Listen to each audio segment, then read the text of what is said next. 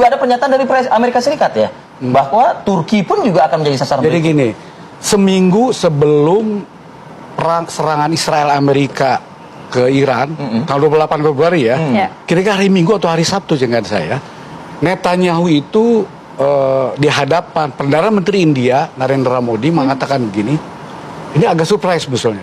Dia mengatakan kita akan menghadapi ancaman baru selain poros Syiah. Nah, ini kata-kata Netanyahu, dia muka umum, bukan obrolan tertutup. Saya juga nonton ini. Emerging Sunni Axis. Jadi akan menghadapi poros Sunni yang sedang bangkit. Jadi selain poros Syiah, dia bilang gitu, akan ada namanya Emerging Sunni Axis, poros Sunni yang sedang bangkit. Di hadapan Narendra Modi, kita akan hadapi itu bersama. Jadi Netanyahu menawarkan membangun aliansi namanya Hexagon Axis, terdiri dari Yunani, Siprus, Israel, dan India. Mungkin juga akan melibatkan ada negara Arab, dia tidak disebut namanya memang. Dugaan saya ke Uni Emirat. Netanyahu tidak menyebut nama, tapi tidak spesifik. Tidak spesifik, tapi di minggu itu Naftali Bennett nyebut beberapa negara. Dia nyebut Turki target berikutnya setelah Iran. Lebanon. Dia menyebut Erdogan target berikut setelah Ali Khamenei. Kira-kira itu. Terus dia juga menyebut Qatar. Bahkan beberapa partai di Israel, Knesset mengajukan petisi untuk menyatakan Qatar sebagai negara musuh. Cuman pecah suara di Knesset, tinggal tidak berhasil. Jadi ini jadi isu. Bahkan Naftali Bennett menyebut begini, bayangkan katanya musuh Israel itu nanti ada duit Saudi, ada nuklir Pakistan, ada militer Turki yang sedang bangun. Dia nyebut 3 negara. Kenapa? Kan September yang lalu, setelah serangan Israel ke Doha, 2 hari kemudian ada KTT darurat, Mesir mengusulkan yang namanya Aliansi NATO Islam. Mesir minta yang mimpin, ditolak oleh beberapa negara termasuk Saudi. Tapi 2 hari kemudian ada fakta pertahanan Saudi dan Pakistan. Yang waktu itu Perdana Menteri Pakistan ngomong begini, jangan lupa loh, ini merespon serangan Israel ke Doha. Nggak ada kaitan dengan perang dengan Iran. Tujuannya ya. Justru respon terhadap Israel. Jadi waktu itu negara-negara merasa jaminan perlindungan Amerika itu nihil. Doha, di situ ada Al-Ubaid, tanpa terdeteksi, tiba-tiba bom Israel nyerang ke tempat yang lokasi Hamas, rudal Patriot itu tidak berfungsi. Jangan-jangan speknya dipeletelin tuh. Gitu loh. Jadi tidak ada masa jaminan lagi. Sudah mulai ada distrust. Sudah kemudian ditantangani fakta yang baru dieksekusi kemarin ini. Ketika Pakistan mengirimkan lebih dari 1 skuadron ya. Dan 13.000 angkatan darat loh. Ke timur Saudi. Muhammad Sheikh Basarif itu ngomong begini pada Menteri Pakistan. Setelah ditantangani fakta. Jadi Saudi itu sekarang ada dalam payung perlindungan nuklir Pakistan. Jadi rudal ledak nuklir Pakistan itu bisa menjangkau seluruh wilayah Timur Tengah, termasuk Israel. Itu perkataan Muhammad Sheikh Basarif. Belum dieksekusi, tapi sekarang dieksekusi setelah perang Iran ini nih. Setelah eskalasi. Dan Pakistan yang menahan Saudi untuk tidak retaliasi. Makanya Pakistan berkepentingan betul menjadi mediator segala ini gencatan senjata.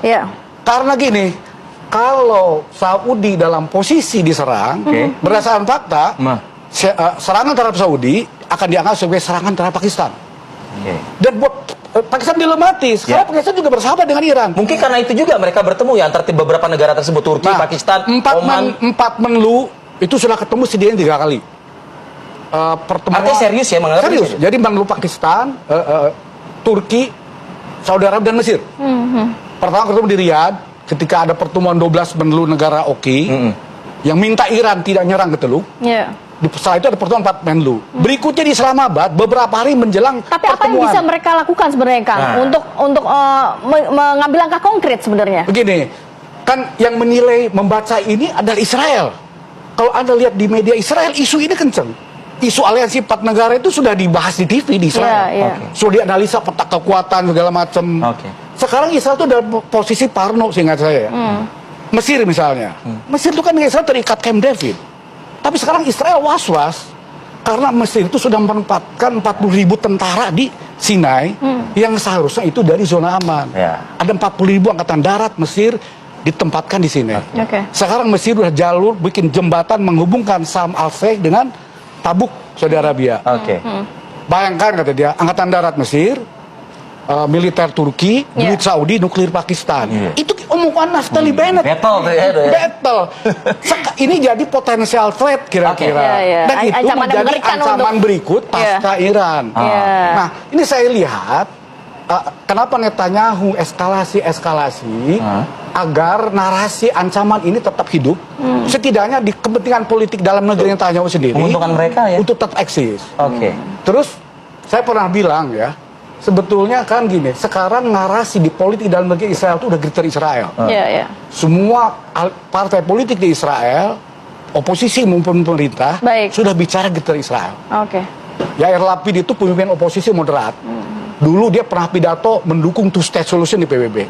Sekarang kalau ditanya wartawan, greater Israel. Tetap Israel Raya yang ditargetkan ya. Makanya tuh caplok Lebanon Selatan. Suriah ini yang akan dicaplok. Kenapa? Karena di situ ada Turki. Jadi di mata Israel, rezim Sunni jihadi saat ini belakangnya Turki. Baik. Ini mungkin kalau misalnya kalimat pendek ya dari Mas Ridwan.